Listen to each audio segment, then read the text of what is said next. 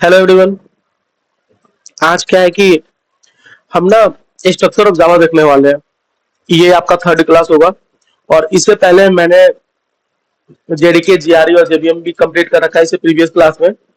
Now structure of Java की बात करते हैं। अब सुनो, स्ट्रक्चर ऑफ जावा इंपॉर्टेंट क्यों है। देखो, अगर आपको कोड लिखना है, ठीक है, तो अगर आपको पता ही नहीं है कि स्ट्रक्चर क्या है कोड लिखने का, तो फिर आप लिखोगे कैसे? लिखोगे नहीं तो एग्जीक्यूट कैसे कराओगे? ऑब्वियसली कंफ्यूजन होगा। इसीलिए स्ट्रक्चर ऑफ जावा पढ़ना ज्यादा जरूरी है। ठीक है, कोड एग्जीक्यूट कराना है तो ऑब्वियसली स्ट्रक्चर ऑफ जावा जरूरी है। तो मैंने यहाँ पे लिखा है, in order to execute anything in a Java first of all we need a proper design pattern. मतलब हमें अगर जावा में कोई भी प्रोग्राम या कुछ भी अगर एग्जीक्यूट कराना है, ठीक है, तो हमें ना एक प्रॉपर डिजाइन पैटर्न पता होना चाहिए। ठीक है, अब मैंने कुछ स्टेप्स लिखे हैं, ठीक है, कि हम लोग सोर्स फाइल कैसे क्रिएट करते हैं। सबसे पहले क्या है कि इंटेलिजे इंस्टॉल जेडीके।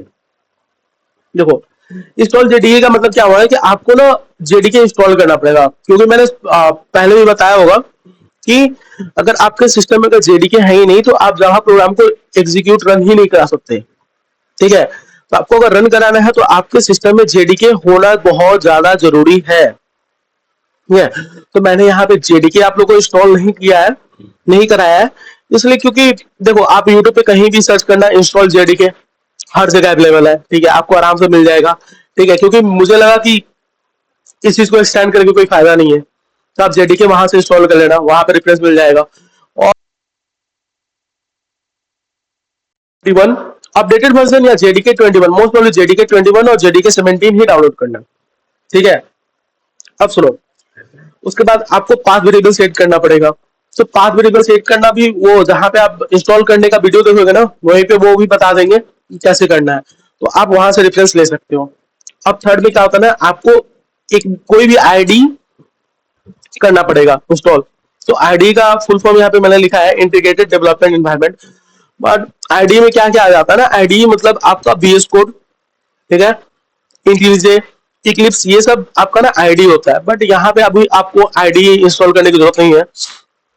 मैं जब आप लोगों को आप प्रोग्रामिंग पढ़ाऊंगा तब मैं आप लोगों को दिखाऊंगा कि कैसे VS कोड इंस्टॉल करते हैं, क्योंकि मैं VS कोड पे ही कराऊंगा। ठीक है, और दूसरी चीज, यहाँ पे मैं कोड जहां में ना सिर्फ नोटपैड पे ही कराऊंगा, तो आपको कोई भी आईडी इंस्टॉल करने की जरूरत नहीं है। ठीक है, अब बताते हैं कि स्ट्रक्चर होता क्या है। ठीक है, हमें ना पहले कोई भी क्लास बनाना पड़ेगा।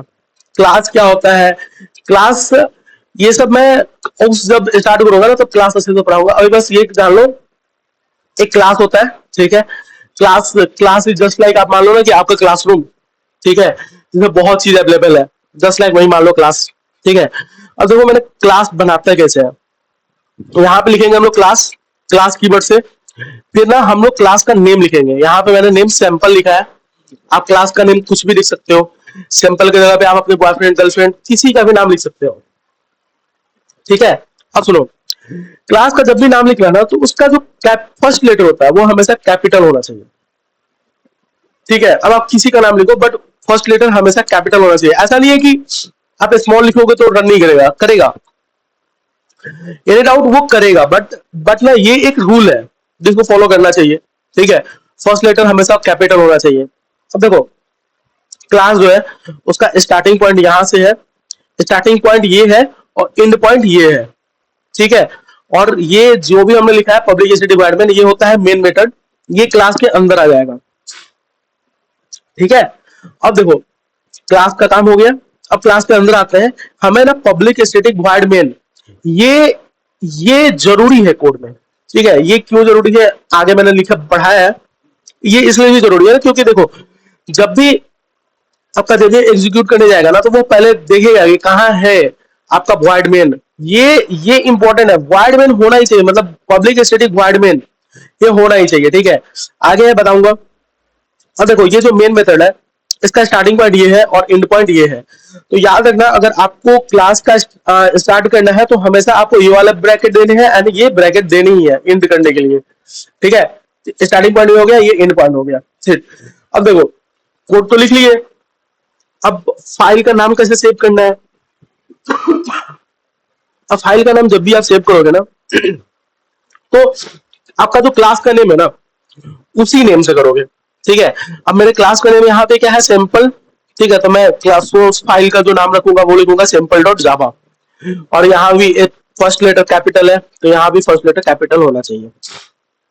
देखो मैंने फर्स्ट फाइल में लिखा भी है। ठीक है, हमारा सोर्स फाइल का भी नाम हो जाएगा सैंपल डॉट जावा। ये हमेशा याद रखना, ये और सोर्स फाइल का नेम दोनों सेम होना चाहिए। क्लास का नेम और सोर्स फाइल का नेम हमेशा सेम होना चाहिए। ठीक है, और क्लास का नेम जब भी लिखना है फर्स्ट लेटर कैपिटल होना चाहिए। ठीक है, अब देखो, अब जब आपको ये कंपाइल कराना है, ठीक है, तो आपको लिखना पड़ेगा javac space file name. File name, अभी आपका यहाँ पे फाइल नेम क्या हो गया, यहाँ पे आपने सोर्स फाइल क्या लिखा है, सैंपल डॉट जावा, तो यहाँ पे फाइल नेम डॉट जावा लिखना पड़ेगा। ठीक है, मैंने यहाँ पे लिख के भी दिखाया, जावा सी स्पेस सैंपल डॉट जावा। ठीक है, आपको कंपाइल करने के बाद, अब कंपाइल के बाद मैंने बताया था कंपाइलेशन के बाद डॉट क्लास फाइल जनरेट होता है। अब आपको रन कराना है, तो डॉट क्लास फाइल को जब रन कराना है तो आपको क्या करना पड़ेगा ना, आपको फिर रन कराने के लिए सेवेंथ स्टेप में देखो लिखना पड़ेगा जावा स्पेस फाइल नेम, और फाइल नेम ही सिर्फ लिखना है। ठीक है, तो फाइल नेम आपका क्या है, डायरेक्ट सिंपल, तो डायरेक्ट सिंपल लिखो जावा सिंपल, दैट्स इट, और कुछ नहीं लिखना, वो फाइल एग्जीक्यूट हो जाएगा। ठीक है, तो ये हो गया आपका स्ट्रक्चर, फाइल नेम कैसे सेव करना है, रन कैसे कराना है, दोनों पॉइंट्स पे कवर्ड। नाउ अब आते हैं मेन मेथड। मेन मेथड क्या होता है, ये जो अच्छा ये जो लिखा हुआ है ना, ये हो गया मेन मेथड। ठीक है, पब्लिक स्टैटिक वॉइड मेन, ये हमेशा मेन मेथड होता है। अब सुनो, अगर आपको जावा का प्रोग्राम रन, अगर मेन मेथड नहीं रहेगा तो जावा एग्जीक्यूट ही नहीं होगा। सॉरी, हाँ, जावा जावा एग्जीक्यूट ही नहीं होगा। ठीक है, अगर मेन मेथड नहीं है तो। ठीक है, तो मेन मेथड बहुत ज्यादा जरूरी है, और मेन मेथड का सिंटेक्स हमेशा यही होता है, public static void main string args, और अब जो ये स्ट्रिंग अक्स है वो क्या है, आर्गुमेंट है आपका। ठीक है, एंड ये हो गया। नाउ अब मैंने एक थर्ड पॉइंट लिखा हुआ है, ये इंपॉर्टेंट पॉइंट है, ये नॉर्मली क्रॉस क्वेश्चन में पूछा जा सकता है। Without main method Java can not be execute, but without main method it can be compiled. It means ये कंपाइल हो सकता है बिना मेन मेथड के, बट एग्जीक्यूट कभी नहीं होगा। ठीक है, तो हो गया मेन मेथड। अब जो मैं नेक्स्ट वीडियो लाऊंगा ना, उसमें मैं आपको रन और कंपाइल करके दोनों बताऊंगा। ठीक है, तो उस टाइम पे और अच्छे से समझ में आ जाएगा। ठीक है, जनरली बस इतना ही है इसमें, एंड इसमें और कुछ ज्यादा है भी नहीं। ठीक है, ये हो गया स्ट्रक्चर, एंड जैसे जैसे आप कोड करोगे ना, स्ट्रक्चर आपको दिमाग में आ जाएगा, इसके लिए कुछ याद वाद करने की जरूरत नहीं है। ये हो जाता है सिंटेक्स, ये मेन मेथड का सिंटेक्स है, और ये हमेशा प्रेजेंट होना चाहिए। हो गया, तो आज का वीडियो यहीं पे एंड करते हैं। नेक्स्ट वीडियो आपका आएगा प्रोग्रामिंग, भाई इस कोड को मैं एग्जीक्यूट करके दिखाऊंगा। ठीक है, नोटपैड पे। तब तक आप लोग क्या करना ना कि जेडीके इंस्टॉल कर लो, क्योंकि जब तक जेडीके इंस्टॉल नहीं होगा नहीं हो पाएगा। ठीक है, तो फिर मिलते हैं नेक्स्ट वीडियो में। बाय।